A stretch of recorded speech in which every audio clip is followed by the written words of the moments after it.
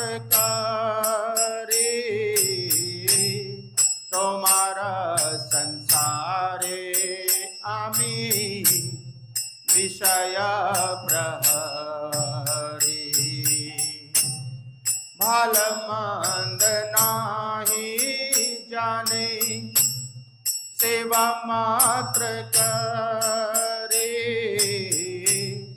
তোমারা संसारे आमी विषय प्रहरी।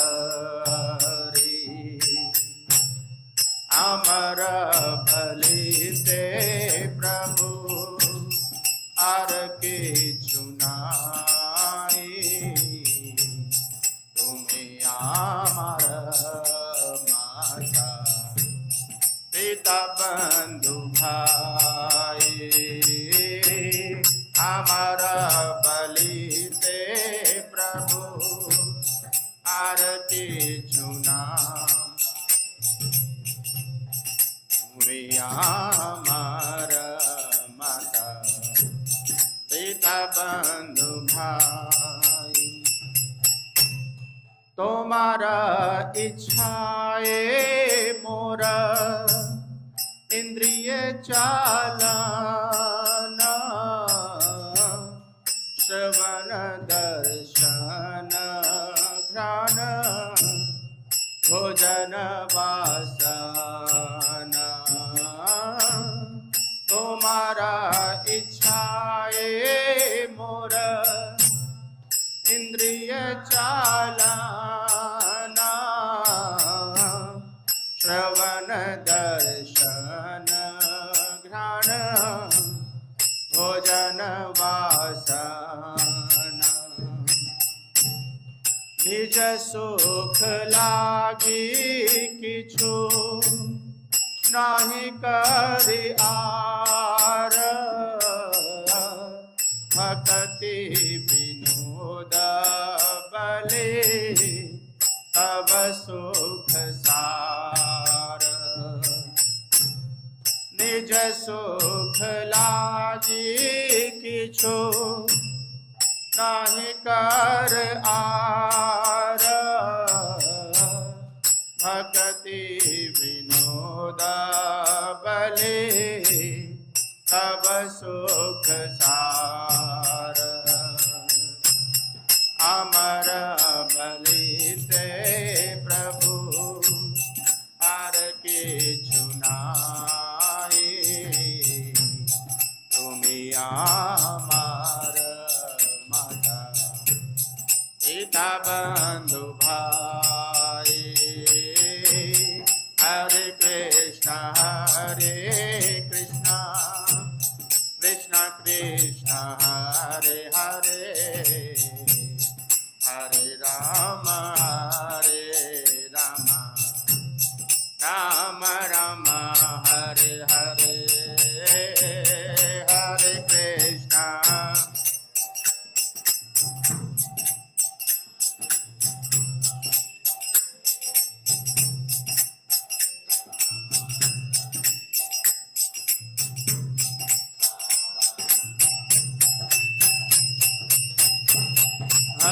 कृष्ण हरे कृष्ण कृष्ण कृष्ण हरे हरे, हरे राम राम राम हरे हरे।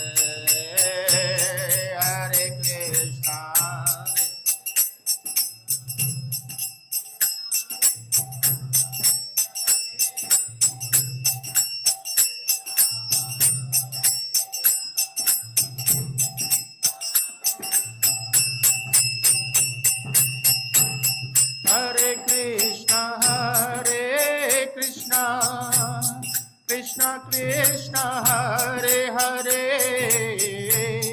हरे राम राम राम हरे हरे। हरे कृष्ण कृष्ण कृष्ण हरे हरे, हरे Ram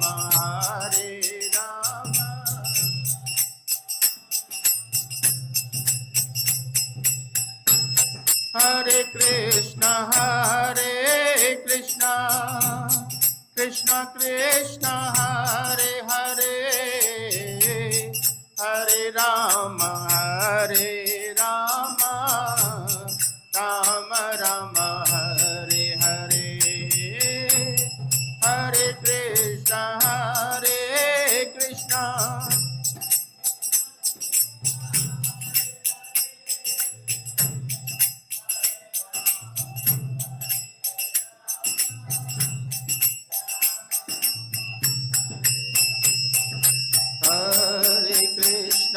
Hare Krishna, Krishna Krishna, Hare Hare, Hare Rama, Rama Rama, Hare Hare, Hare Krishna, Krishna Krishna, Hare Hare, Hare Rama, Rama Rama, Hare Hare, Hare Krishna, Krishna Krishna, Hare Hare, Hare Rama, Rama Rama, Hare Hare. Jai Gaur Nataraj, Dayal Nithai, Gaur Nataraj, Jai Dayal Nithai.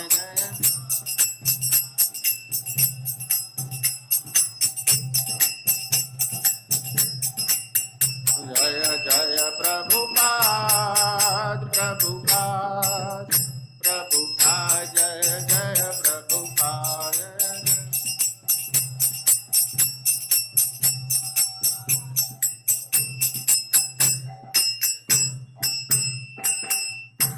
जय ओम विष्णुपाद परमहंस परिव्राज कचार्य अष्टोत्तर श्रीमद कृष्ण कृपा मूर्ति श्री भक्ति वेदांत स्वामी शिल प्रभुपाद की, स्कॉन BBT founder आचार्य शिल प्रभुपाद की।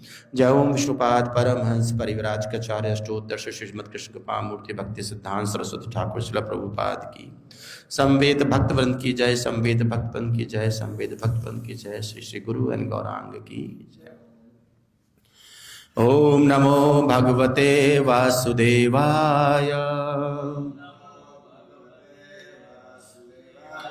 ओम नमो भगवते वासुदेवाय,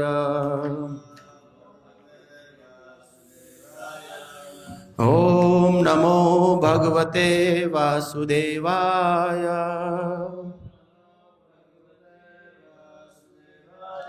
नारायणं नमस्कृत्य नरं चैव नरोत्तमं,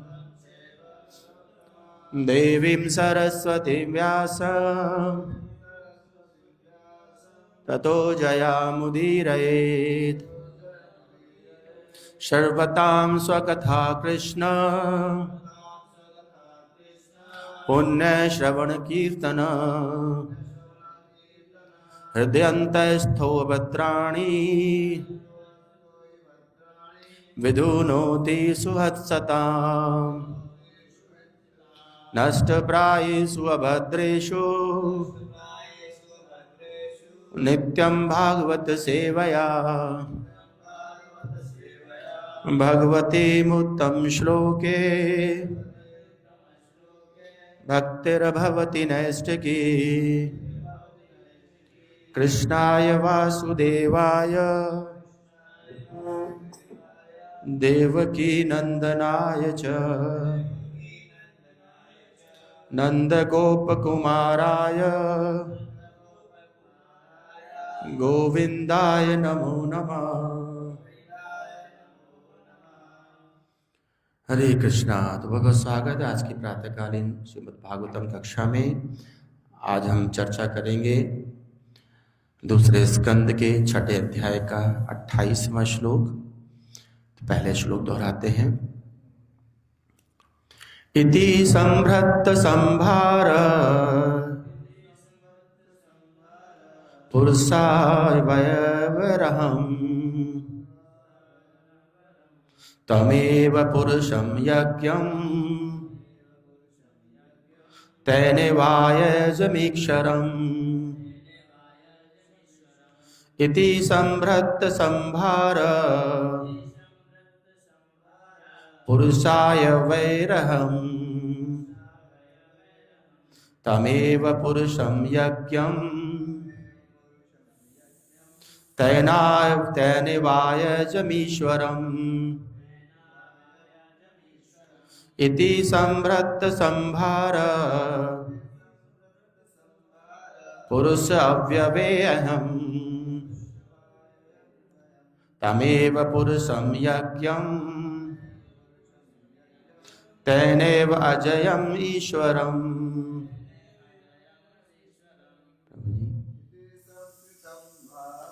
इति संभृत संभार पुरुषा अव्यवेयम् तमेव पुरुषं यज्ञं तेनैव अजयम् ईश्वरम्। इति संभृत संभार पुरुषाव्यवेयम् तमेव पुरुषं यज्ञं तेने अयजम् ईश्वरम्। इति संभृत संभार पुरुषाव्यवेयम् तमेव पुरुषं यज्ञं तेनैव अजयम् ईश्वरम्। अनुवाद श्रील प्रभुपाद के द्वारा। इस प्रकार मैंने यज्ञ के भोक्ता परमेश्वर के शरीर के अंगों से यज्ञ के लिए सारी सामग्री तथा साज सामान उत्पन्न किए और भगवान को प्रसन्न करने के लिए मैंने यज्ञ संपन्न किया। ओम ज्ञानतिमिरान्धस्य ज्ञानाञ्जनशलाकया चक्षुरुन्मीलितं येन तस्मै श्रीगुरवे नमः। श्रीचैतन्यमनोभीष्टं स्थापितं येन भूतले स्वयं रूप कदा मह्यं ददाति स्वपदान्तिकं।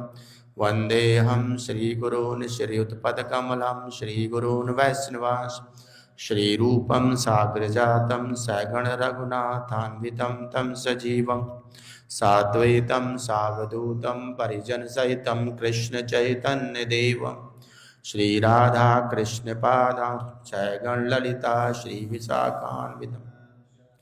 हे कृष्ण करुणा सिंधु दीनबंधो जगत्पते गोपेश गोपिका कांत राधा कांत नमोस्तुते।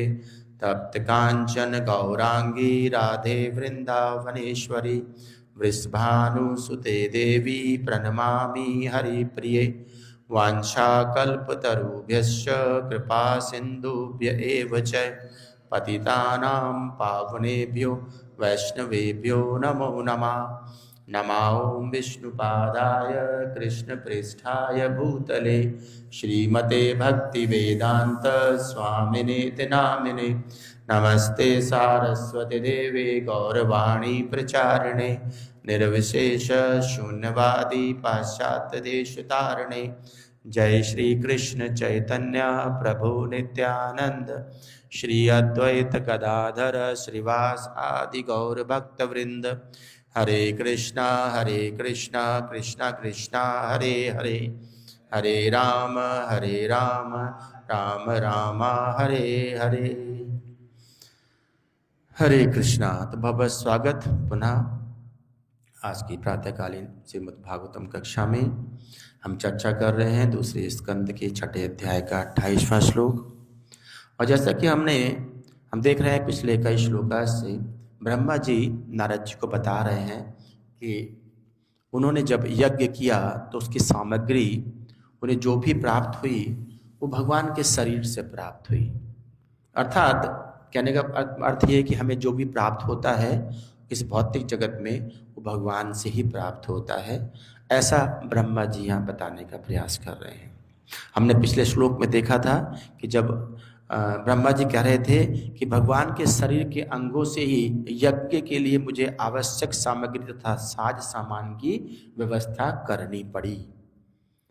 और फिर क्या लिखते हैं, देवताओं के नामों के आह्वान से चरम लक्ष्य विष्णु की क्रम से प्राप्ति हुई और इस प्रकार प्रायश्चित तथा पूर्ण आहुति पूरी हुई।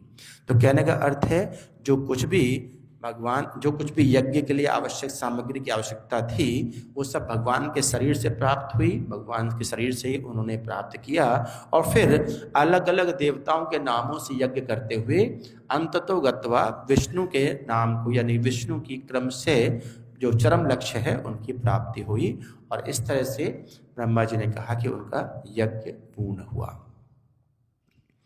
तो अब यहाँ पे अनुवाद में जो प्रभुपाद लिखते हैं कि ब्रह्मा जी कह रहे हैं कि इस प्रकार मैंने यज्ञ के भोक्ता परमेश्वर के शरीर के अंगों से यज्ञ के लिए सारी सामग्री तथा साज सम्मान उत्पन्न किए और भगवान को प्रसन्न करने के लिए मैंने यज्ञ संपन्न किया, ऐसा वो नारद जी को बता रहे हैं।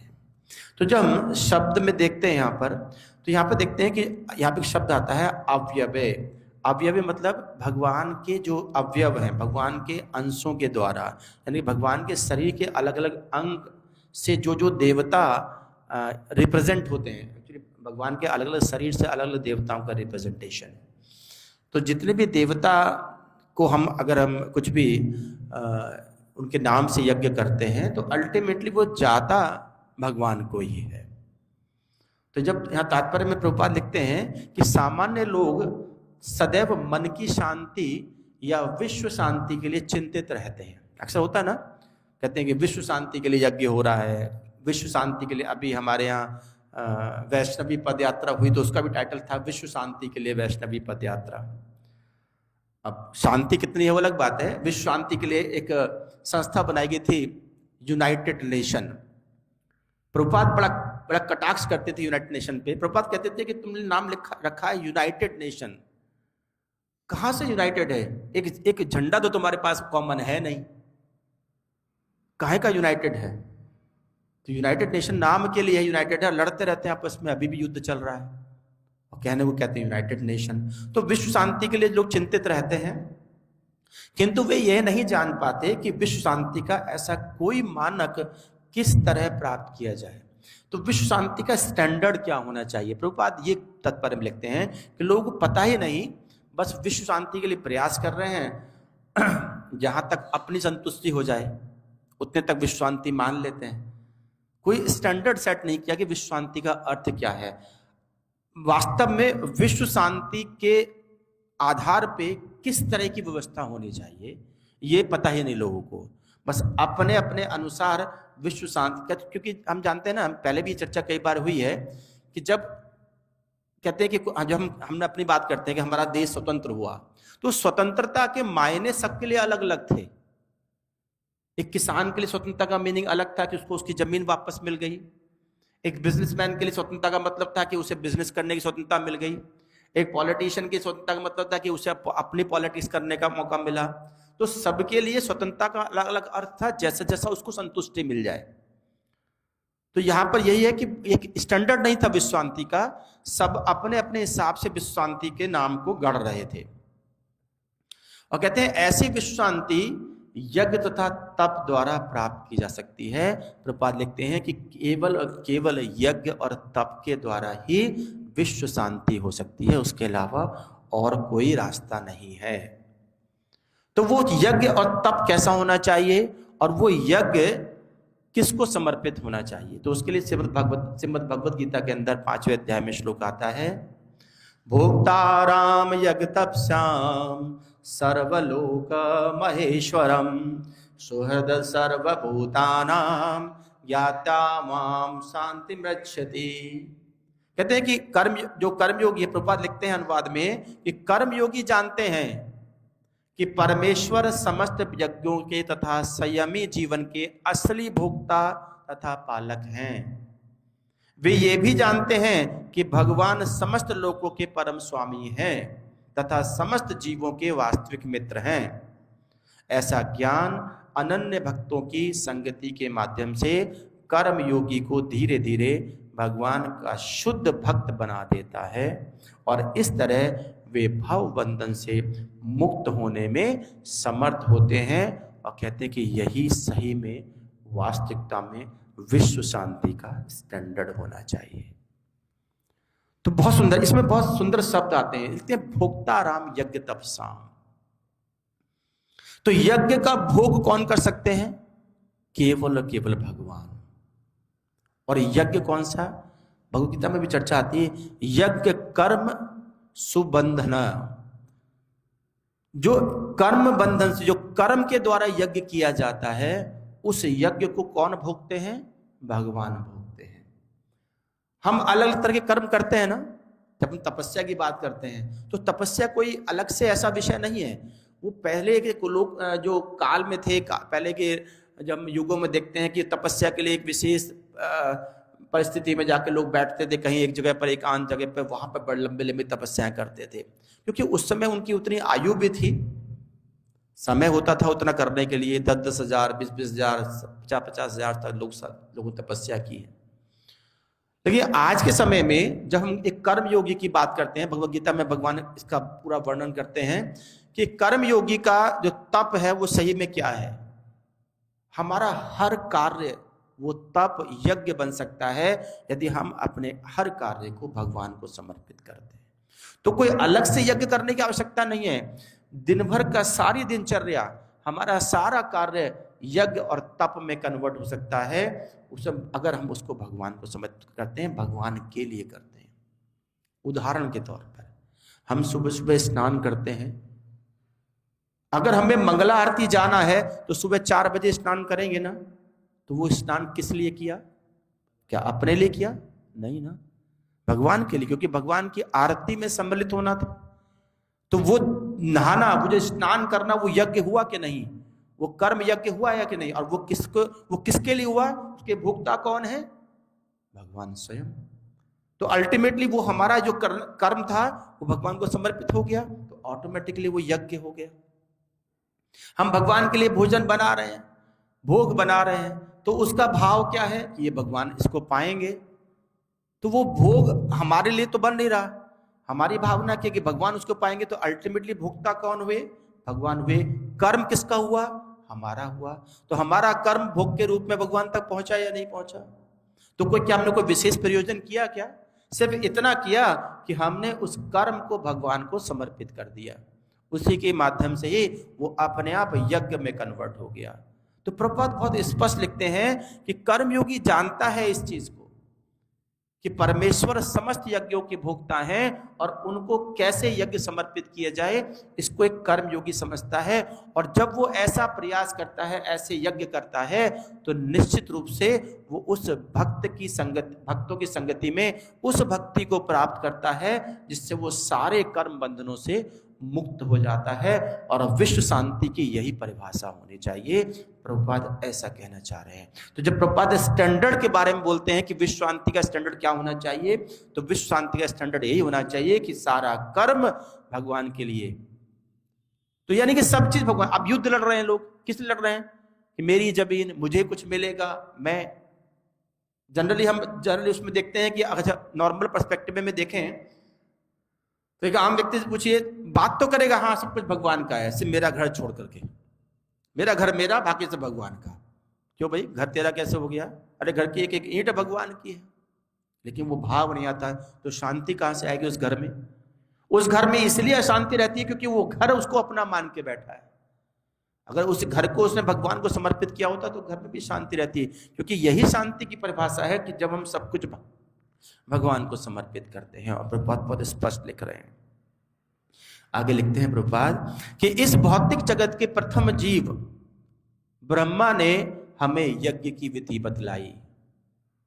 ब्रह्मा जी तो गुरु है ना, वो गुरु के रूप में बता रहे हैं कि कैसे यज्ञ करना है। और कहते हैं कि यज्ञ शब्द अन्य पुरुष की तुष्टि के लिए अपने स्वार्थों के समर्पण का द्योतक है। तो यज्ञ का अर्थ क्या है? यज्ञ अपने लिए नहीं है, अपने स्वार्थ को समर्पण करने के बाद जो किया जाता है उसको यज्ञ बोलते हैं। अपने स्वार्थों को छोड़ करके जो कार्य किया जाए उसी को यज्ञ बोला गया है। यानी कि किसके लिए किया जाए? अन्य पुरुष। वो पुरुष कौन? वो भगवान। तो ये ब्रह्मा जी विधि बता रहे हैं कि किसी भी यज्ञ को करने के लिए सबसे पहले स्वयं अर्थ छोड़ना पड़ेगा, अपना स्वार्थ छोड़ना पड़ता है, अपने अर्थ को, अपनी कामनाओं को छोड़ना होगा कि ये मेरे लिए है। और इसीलिए एक मुझे याद आ रहा है इसे, एक प्रसंग इसमें, एक बार परम पूज्य राधानाथ महाराज एक आश्रम में गए, मतलब इस्कॉन का आश्रम नहीं था, वैसे कोई आश्रम था, और वहां पर शिव जी की अनन्य भक्ति वहां पे होती थी, शिव जी की पूजा अर्चना होती थी। तो जब वहां पर गए तो वहां उन्होंने व्यवस्था देखी, तो बड़ी शानदार व्यवस्था थी। वहां पर संतों के लिए अलग व्यवस्था थी, ब्रह्मचारियों के लिए अलग व्यवस्था थी, गृहस्थों के लिए अलग व्यवस्था थी, बैठने की, प्रसादम पाने की। तो महाराज बड़े प्रसन्न हुए, बड़े प्रभावित हुए। तो उन्होंने वहां के जो इंचार्ज थे, वहां के जो स्वामी थे, उनसे पूछ ही लिया कि कुछ हमें बताइए विधि ऐसी कि आपने कैसे बड़ा अच्छा मैनेज कर रखा है। तो वो स्वामी जी कहते हैं, महाराज आप नहीं कर पाएंगे सब, नहीं आप क्या संभव नहीं है। तो उन्होंने कहा ऐसा क्यों भाई, हमारे असंभव क्यों नहीं है? उन्होंने देखिए आप कृष्ण की भक्ति करते हैं, कृष्ण ज्यादा कुछ देते नहीं है। आप शिव जी की भक्ति, जितनी भक्ति आप कृष्ण की कर रहे हैं उतनी शिव जी कीजिए, माला माल रहेंगे और सारी व्यवस्था कर पाएंगे। क्योंकि कृष्ण की आदत है, कृष्ण की एक स्टाइल क्या है कि वो अपने भक्तों को ज्यादा नहीं देते हैं और अक्सर कष्ट देते रहते हैं, ताकि वो इस भौतिक जगत में कहीं लिप्त ना हो जाए। लेकिन बाकी देवी देवता पूरी लिप्तता देते हैं। तो जिसको लिप्तता चाहिए, जिसको उसमें प्रसन्नता आती है, वो देवताओं से पूरी तरह से प्रभावित रहता है, पूरी तरह से समर्पित रहता है और उन्हीं का गुणगान करता रहता है, क्योंकि मिलता रहता है वहां से। और सही बताएं, देवता ये जानते हैं कि हमारा अस्तित्व तभी तक है जब तक हम देते रहेंगे इसको, क्योंकि नहीं देने वाले तो भगवान स्वयं बैठे हैं ना, तो वो तो तुरंत भाग जाएगा वहां से। तो अपनी अस्तित्व को बचाने के लिए देवता खूब भरपूर देते हैं, और ये जानते हैं कि ये फंस रहा है, और ये भी चाहते भी है कि निकले, लेकिन अपने अस्तित्व को बचाने के लिए देते हैं। अपना सेक्रीफाइस नहीं करते। ले जरा सा मांग लो, हाथ फैला दो, तुरंत भर भर के मिलता है। तो कारण क्यों है? क्योंकि अपना अस्तित्व संभालना है, अदरवाइज जाना। और इंसान की आदत है, आप देखिएगा, ये बड़ी बड़ी आप कॉमन देख लेंगे कि एक व्यक्ति किसी मंदिर में जा रहा है, वहां से कुछ पूर्ति नहीं हुई तो दूसरे में पहुंच जाएगा, दूसरे में तो तीसरे में, सही है। और अब तो अपने धर्म को छोड़कर दूसरे धर्म में पहुंच जाते हैं, मस्जिदों में पहुंच जाते हैं, मजारों में पहुंच जाते हैं, कहीं से मिल जाए। कहां कहां मांगता रहता है इंसान। तो केवल अपने स्वार्थ को पूर्ण करने के लिए वो जगह जगह भटक रहा है, और इसको देवता लोग जानते हैं कि मैं नहीं दूंगा तो दूसरे पहुंच जाएगा, इसलिए सब बांटते हैं, खूब बांटते हैं। बांटने के घर से दे रहे हैं क्या? अपने बांटने के लाते भगवान से ही हैं, गिरेगा देखिए। तो बांटने के लिए मांगते तो भगवान से ही है, मिलता उनको भगवान से देने के रूप में क्या कुछ रखा है क्या? मिलना भगवान से, लेकिन भगवान ने भी दे रखा है, चलो ठीक है अपना बनाए रखो, क्योंकि अल्टीमेटली जो कुछ वो उनको मिलेगा वो सब आना तो भगवान के पास ही है। जब हम इस भोक्ताराम यज्ञतपसाम जब भोग इसकी बात करते हैं ना, तो भगवान भोक्ता कैसे हो सकते हैं? तो जब हम एक व्यक्ति, हम अपने शरीर को देखें, हमारे शरीर का भोक्ता कौन है? हमारे शरीर में भोक्ता कौन है? हमारे शरीर में भोक्ता कौन है? शरीर का छोड़ दीजिए, हमारे शरीर में भोक्ता है हमारा पेट। हमारे हाथ तो भोक्ता नहीं ना, हमारी आंखें तो भोग नहीं कर रही हैं, हमारी नाक तो भोग नहीं कर रही है, वो भोक्ता कौन है? पेट। सब कुछ पेट में जा रहा है, और पेट से पूरे शरीर को पहुंचता है, पेट से सारे शरीर को पहुंचता है। अगर हाथ कहे कि मैं अपने आप अपना जुगाड़ कर लूंगा, गुजारा कर लूंगा, तो संभव है क्या? हाथ की तंदुरुस्ती क्यों? क्योंकि पेट में जा रहा है, हाथ के द्वारा जा रहा है, तब हाथ को मिल रहा है। तो ऐसे ही सिस्टम है, भगवान सब चीज के भोक्ता हैं, सब कुछ जाना भगवान के पास ही है, उसके बाद देवता को मिलना है, चाहे देवता को डायरेक्ट दें और चाहे उनको इनडायरेक्टली मिले। लेकिन जब डायरेक्ट हम भगवान को देते हैं ना, तो देवताओं पे देवता प्रसन्न होते हैं और देवताओं को प्रसाद मिलता है। लेकिन जब देवताओं के माध्यम से भगवान तक पहुंचता है, तब उसमें भगवान प्रसन्न नहीं होते, तब वो देवता प्रसन्न होंगे। और देवता अपने प्रसन्नता बनाए रखने के लिए उसको जीव को देते रहते हैं कि तू लिए जा और तू मेरी सेवा किए जा, क्योंकि पता कि भगवान से तो तुझे मिलना ही नहीं है, और भगवान से जब मिलना शुरू जाएगा तो हमें भूल जाएगा।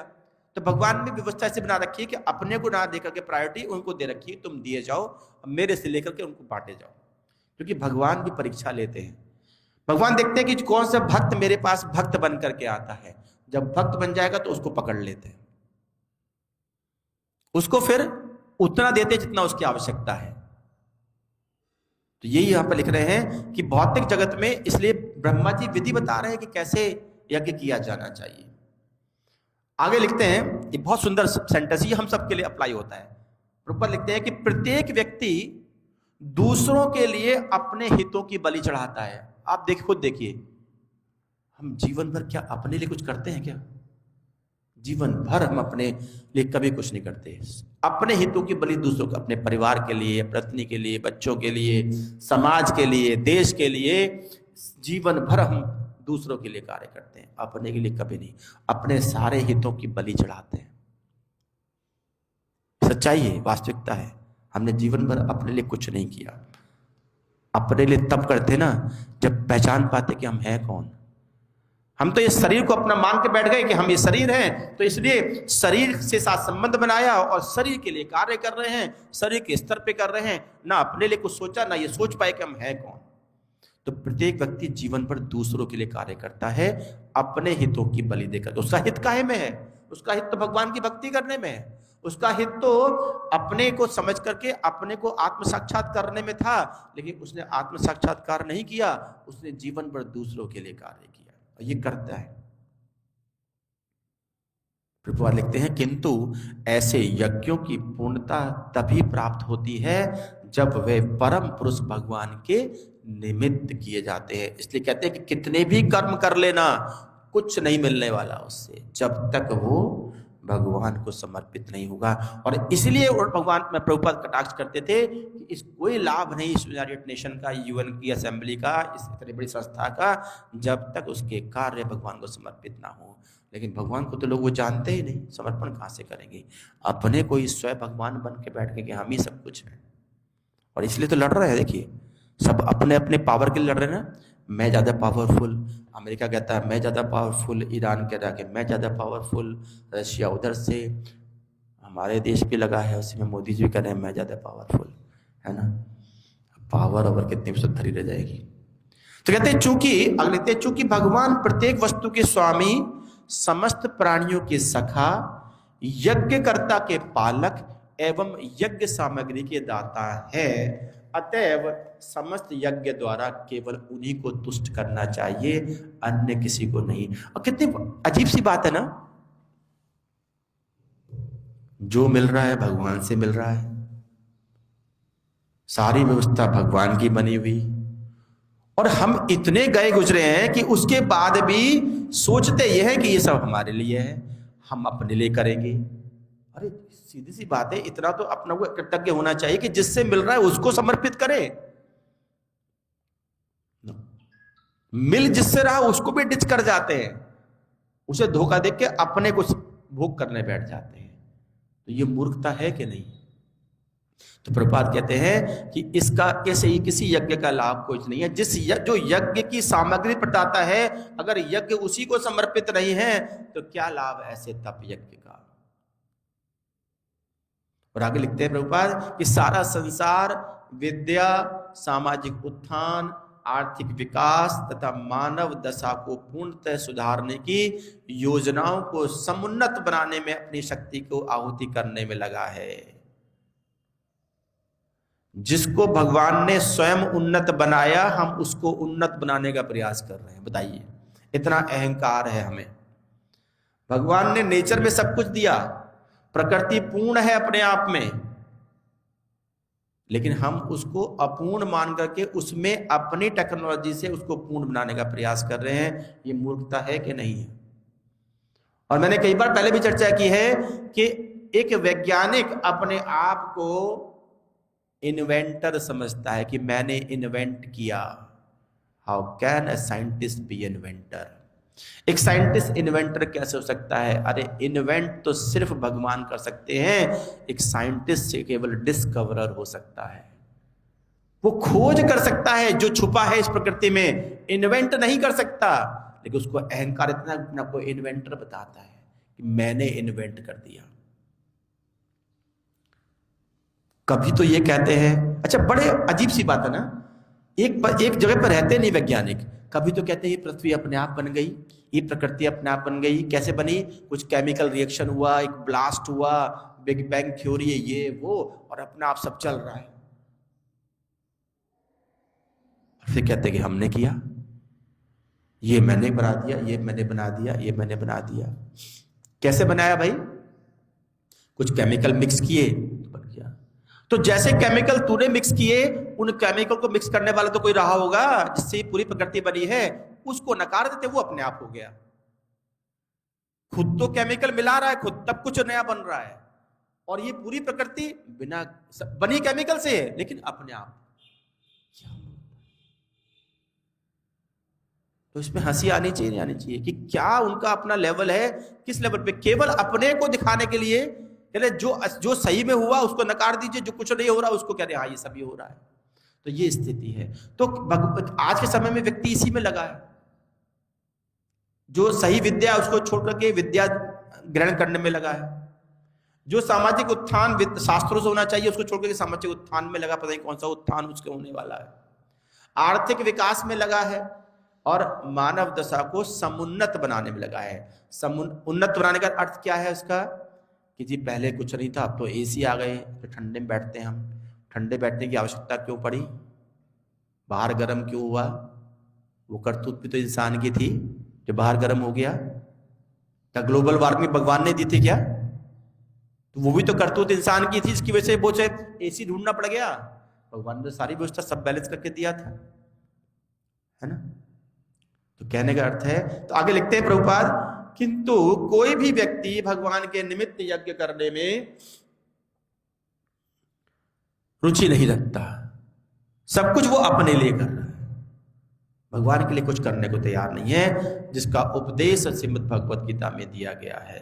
अतएव संसार में शांति नहीं है, ना ही हो सकती है। यदि सारे लोग सचमुच विश्व शांति चाहते हैं, तो प्रभुपाद लिखते हैं, तो उन्हें परम स्वामी तथा सबों के सखा के निमित्त यज्ञ संपन्न करना चाहिए। केवल और केवल एकमात्र यही उपाय है। जब विश्व शांति संपन्न है तभी शायद यूनाइटेड नेशन के होने की प्रासंगिकता बनती है, अदरवाइज कोई लाभ नहीं यूनाइटेड नेशन का। ऐसे ही देश आपस में लड़ते रहेंगे, ऐसे ही विश्व अशांति फैलती रहेगी। विश्व शांति के प्रयास में विश्व अशांति के लिए पूरा प्रबंध करके बैठे हैं, और सो कॉल्ड कहते हैं कि हम विश्व शांति के लिए प्रयास कर रहे हैं। बड़े बड़े हथियार बना लिए देशों ने, बड़े बड़े परमाणु बम, एटम बम, हाइड्रोजन बम बनाने लगे हैं, केवल किस लिए? कि हमें विश्व शांति, विश्व अशांति के सारे सामग्री से विश्व शांति का प्रयास किया जा रहा है, जो कि बिल्कुल असंभव है। प्रभुपाद इसको क्लियरली नकारते हैं कि कुछ नहीं होने वाला जब तक सारे कर्मों को भगवान को समर्पित नहीं करेंगे। अर्थात भगवान को समर्पित किए बिना कोई यज्ञ संभव नहीं है, कितने भी आप प्रयास कर लीजिए। हरे कृष्णा कृष्णा कृष्णा हरे हरे, हरे राम राम राम हरे हरे। हरे कृष्णा। बहुत धन्यवाद आज की कक्षा में सम्मिलित होने के लिए। किसी का कोई प्रश्न, कोई जिज्ञासा?